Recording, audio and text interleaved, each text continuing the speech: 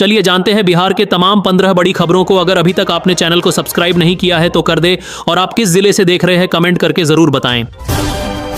मुख्यमंत्री नीतीश कुमार ने कहा कि पंचायती राज संस्थाओं में 50% और सरकारी नौकरियों में 35% आरक्षण महिलाओं को दिया गया है। महिला रोजगार योजना की घोषणा करते हुए उन्होंने कहा कि हर पात्र महिला को रोजगार शुरू करने के लिए 10,000 रुपए मिलेंगे और अगर काम अच्छा हुआ तो यह सहायता बढ़ाकर 2 लाख रुपए तक की जाएगी। बिहार सरकार युवाओं के लिए 6 अक्टूबर से मुफ्त रोजगार उन्मुखी कौशल प्रशिक्षण कार्यक्रम शुरू कर रही है। यह 3 महीने का आवासीय कार्यक्रम होगा। इसमें CNC लेथ, मिलिंग, टूल और डाई मेकिंग, AC और फ्रिज रिपेयरिंग जैसे कोर्स होंगे। यह प्रशिक्षण उद्योग विभाग और TRTC पटना की तरफ से दिया जाएगा। पटना जिले के सरकारी स्कूलों में 10वीं से 12वीं तक के बच्चों के लिए प्रतियोगी परीक्षा की ऑनलाइन कोचिंग शुरू होगी। इसके लिए 75 ICT लैब में खास कक्षाएं चलेंगी। IIT कानपुर के शिक्षक भी इसमें मदद करेंगे। गणित, विज्ञान और अंग्रेजी जैसे विषयों की पढ़ाई होगी और SSC जैसी परीक्षाओं की तैयारी भी कराई जाएगी। तेजस्वी यादव ने महिलाओं को संबोधित करते हुए कहा कि बिहार की महिलाएं समझदारी में सबसे आगे हैं, लेकिन मौजूदा मुख्यमंत्री नकल करने में सबसे आगे हैं। तेजस्वी ने अपनी पार्टी की योजना माई बहन मान योजना का ऐलान किया, जिसके तहत हर महिला को हर महीने 2,500 रुपए दिए जाएंगे। तेजस्वी ने कहा कि इस घोषणा से घबराकर मौजूदा सरकार ने जल्दबाजी में महिलाओं को 10,000 रुपए देने की बात कह दी, लेकिन यह व्यावहारिक नहीं है। तेजस्वी ने आगे कहा कि अगर उनकी सरकार बनती है तो गैस सिलेंडर की कीमत 500 रुपए होगी और हर परिवार को 200 यूनिट तक बिजली मुफ्त मिलेगी। उन्होंने कहा कि मौजूदा सरकार नकल कर रही है, जिसने सिर्फ 125 यूनिट मुफ्त बिजली देने का ऐलान किया है।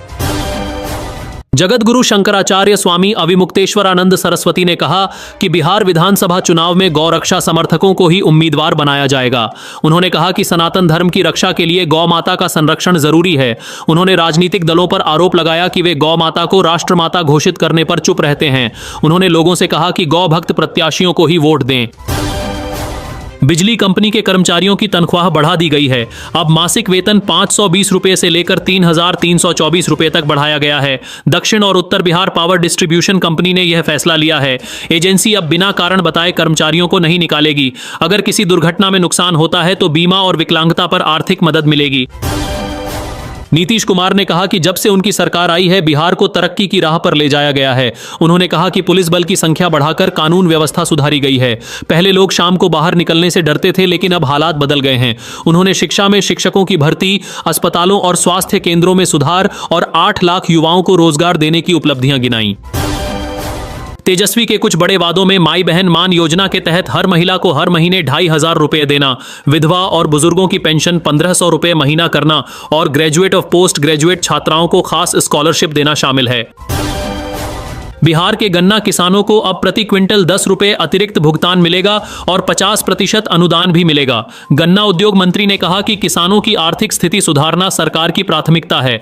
उन्होंने कहा कि बंद चीनी मिलों को दोबारा चालू करने के लिए सरकार गंभीर है। किसानों को कृषि यंत्र और बीज पर भी 50% का अनुदान दिया जा रहा है।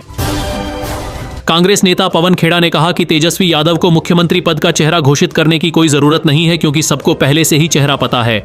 उन्होंने चिराग पासवान के शक्ति प्रदर्शन के दावे को भी खारिज कर दिया। सोनिया गांधी तबीयत खराब होने की वजह से बैठक में नहीं आई, जबकि प्रियंका गांधी मोतिहारी में सभा को संबोधित करेंगी।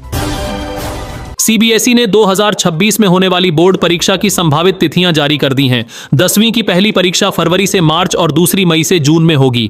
12वीं की परीक्षा फरवरी से अप्रैल तक चलेगी। बोर्ड का कहना है कि लगभग 45 लाख छात्र परीक्षा में शामिल होंगे। यह शेड्यूल इसलिए जारी किया गया ताकि छात्रों को तैयारी का पूरा वक्त मिले।